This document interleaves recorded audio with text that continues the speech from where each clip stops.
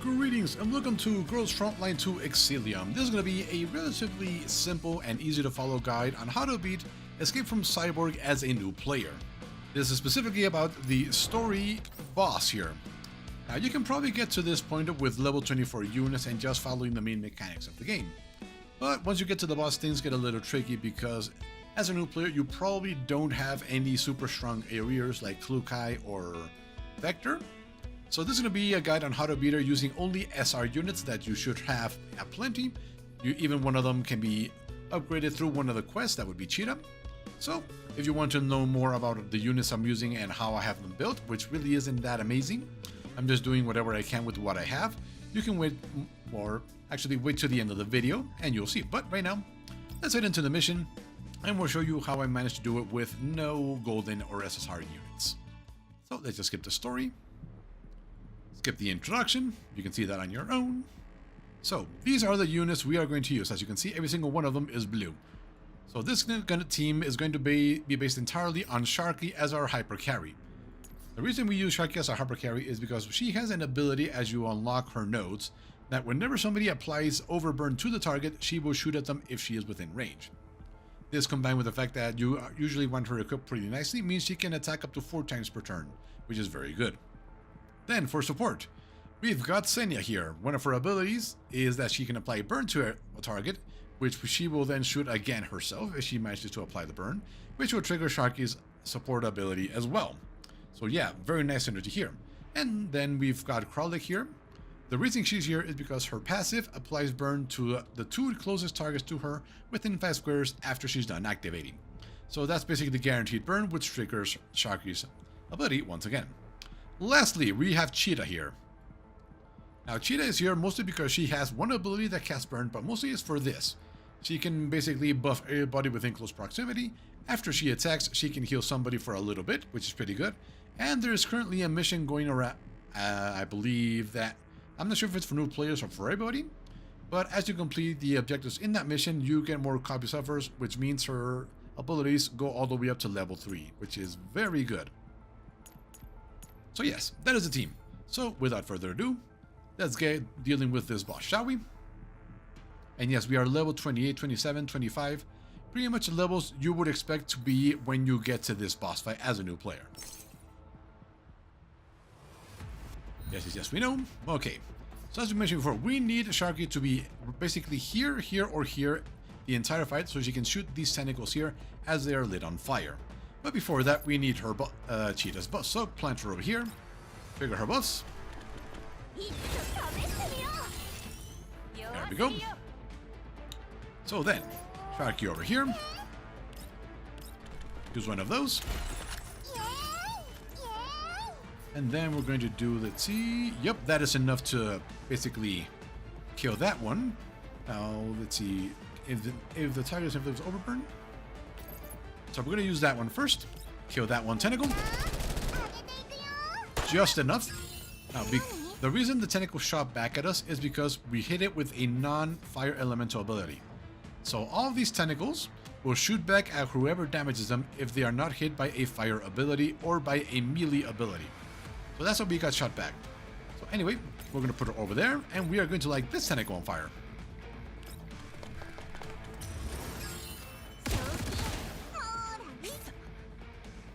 And she did not catch it on fire, unfortunately. But that's fine. That's what we have Kralik here. So put Kralik here.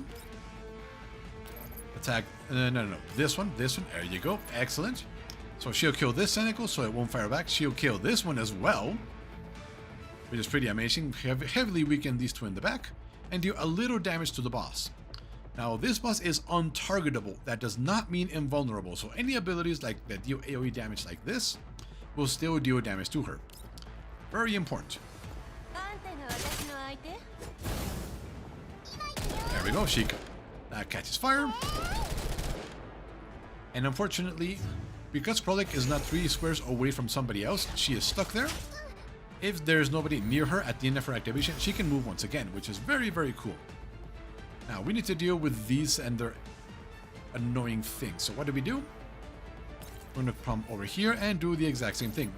Now, Kralik is going to get shot a little bit by this one. That's their ability. If you enter their range or you activate within their range, they'll shoot you once. But getting rid of a tentacle and getting rid of these two is well worth the little damage Kralik is going to take.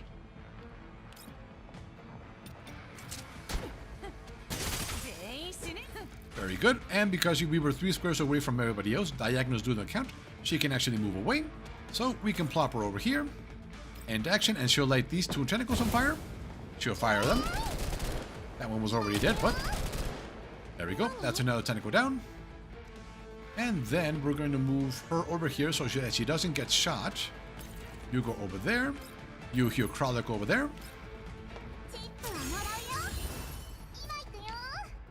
Move you over there. Now this pillar is super important because whoever's behind here will never be shot by the boss's abilities. That includes this. That includes the giant AoE. So it's very important that you make sure you can maneuver around this square so you don't get shot. And then we're gonna, kill that one.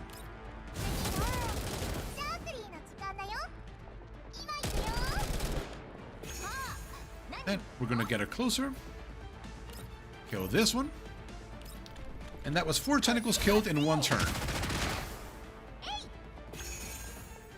So we took down about 16% of her HP bar in 1 turn through tentacle killing.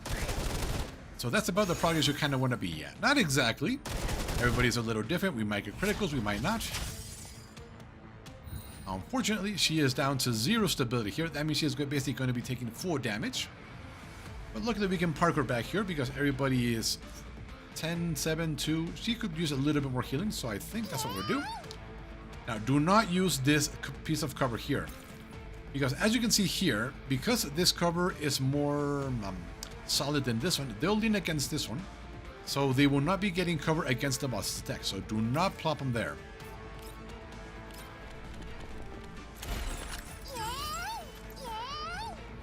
Now, unfortunately, we don't want to shoot anybody because we'll get shot back. So we're just going to end our action there. And then we want her there. Go over here, here, light this one on fire.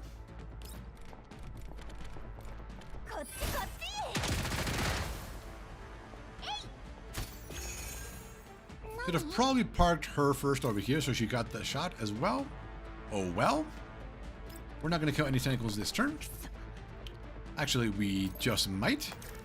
Thanks to Kralik here. Once again, her AoE. That kills 2 tentacles because she'll light it on fire and Sharky will shoot at it. The other one that will be lit on fire is this one, which will already be dead, which kind of sucks, but what can you do?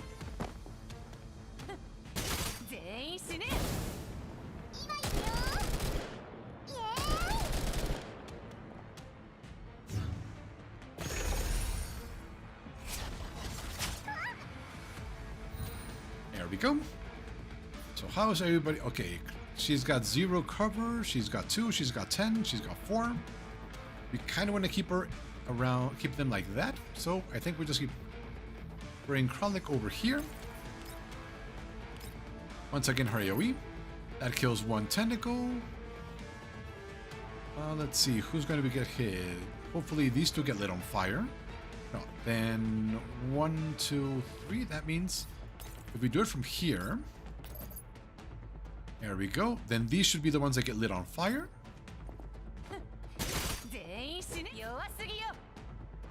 And then we plop her over here. So the one lit on fire should be this one, and this one as well, probably, unfortunately. Yep. That first one is wasted, but that second one lands right on the spot. So she's got 10, so we can plop her over here and deal fire damage to this one. Can she hit it from there? She cannot. Okay then. If she can't hit that one, then can she hit the... Yes, she can.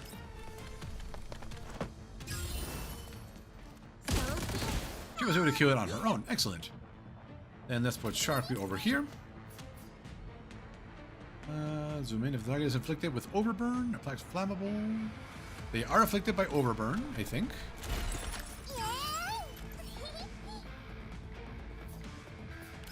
Can you kill that one? Yes, you can.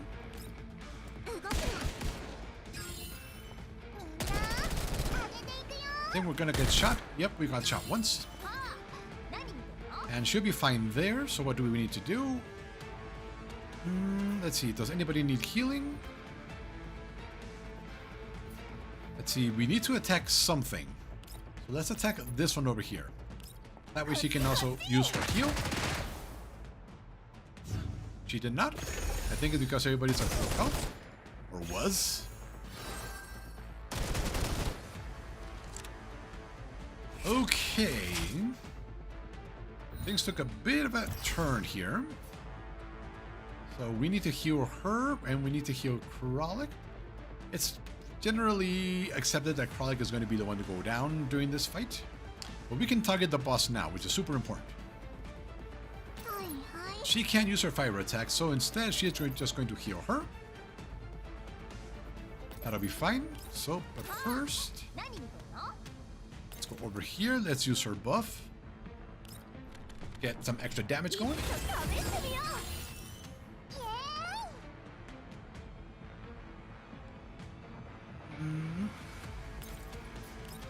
She should be saved there from any attacks, so she shouldn't go down.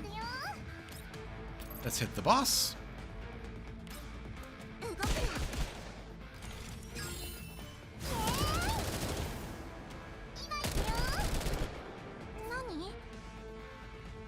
Then, there we go, full heal for Kralik there. Unfortunately, I forgot to bring her over here. I completely forgot about the AoE, so that means she's going to die, because she's going about to take the entire boss's attack on her own, unless Kralik steps in and takes some of it with her, which we might have to do. Okay, that's 2 more tentacles down and damage on the boss. Excellent.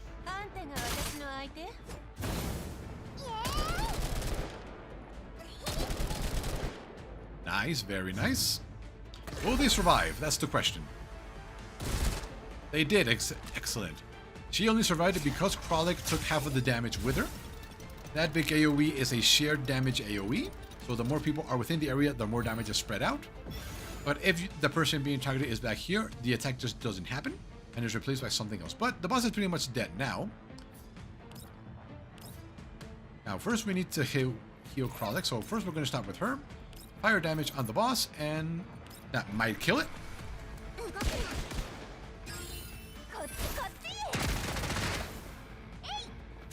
That gets Kralik a little bit of healing, and Kralik can then finish off the boss. She'll take a little bit of damage, that's why we attack with her first. And down goes the boss. And technically we killed everything. And there you go. That is how you can handle that boss as a new player with no SSR units. So as you can see, Synergy is the name of the game for this game essentially, and Sharkly is a very strong damage dealer that you can level up and not be sad that you wasted the resources as you get more and more units. I actually have Vector and Kyungyu, which is her best friend, and I still use Sharkly as my main DPS. Vector lights things on fire, and Changyu will eventually become her best friend. But anyway, as you can see, my Sharkly isn't particularly well built. She does have an okay weapon with 77 attack. For attachments, she just has whatever I had that increased her attack. As you can see here, it's all attack or attack boost. This one is just defense boost because we had nothing else. Also, her neural helix. This is the ability that we are exploiting here. This one also helps with dealing a bit of burst damage on turn 1, because she can use her Silph buff twice, increasing her damage by 30%, which is significant. But this is the main point of this team, so make sure you work your way towards it. Other than that, do we have any fortifications? We have a few from dupes that we've gotten from pulling, but I don't think there's anything particularly astounding here. Additional stack of zoom in, kind of iffy. The user gains damage up for 1 turn. Oh, this is pretty good. As you can see, we were killing tentacles in 1 hit. And increase the duration of overburn by 1. That's kind of irrelevant at the moment. So anyway, that is Sharky. Then Cheetah. There is currently a mission going on where as you complete it, you get multiple copies of her, even being given her for free, and then giving enough of these to fully unlock this entire tree. As you can see, all of her abilities are fully upgraded thanks to this. Healing multiplier by 10 for each buff she has up to 30%, so that increases her healing, quite significant. Reduces the cost to use her firework, which you don't use. Damage multiplier increase, this is the important one. But other than that, her Neuro Helix is only here. I only grabbed this one because it increases her action support range by 2 tiles. And actually, we're not even using that because I forgot to equip it. As you can see, you don't need to be a perfect player to be able to beat that boss with SR units. Then, Senya here. Once again, Neuro Helix. We have this one activate, and this one as well. When healing an allied target other than the user, applies 1 random buff to them. So, pretty nice. Other than that, once again, just a blue weapon with whatever attachments I was able to have finding around or hang around. Let's put a quick equip, see what it does. It's completely ignoring any blue attachment because we don't even have any. Fun. And lastly, Klukai. Here we go. Once again, she doesn't have any of this unlocked because it wasn't that really useful. We only needed her passive. And her weapon is once again just a random blue weapon with whatever attachments we have because she is our only physical damage dealer. So yeah, as you can see, the Shark-Free Hyper Carry team, pretty good when the boss is weak against fire.